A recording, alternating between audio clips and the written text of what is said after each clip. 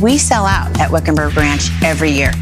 We had to expand on that. So last night, we had our inaugural Cowboy Cookout at the Camelback Inn. Phenomenal event. I can't imagine a more beautiful backdrop with these incredible mountain views and the Western feel. The food was top notch. I don't know that I've ever been to a catered event that was actually this good.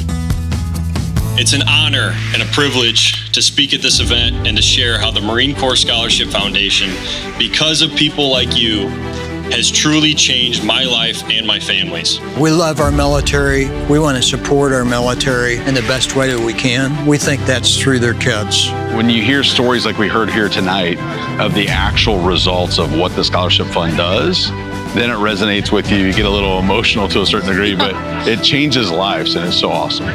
Ladies and gentlemen, my job now, or our job, is to come together in a compassionate way and give at a level that's meaningful to you.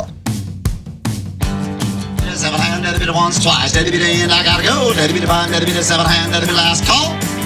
So, 2,500, give them a big hand right there, 2,500. This event is great to support because you're helping kids get into college and getting their futures lined out for years to come.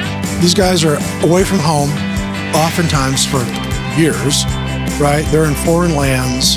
They're dedicating their time that could be spent with family, friends, or doing something else because they care about our country. And, you know, as a grateful nation, we're responsible to give back.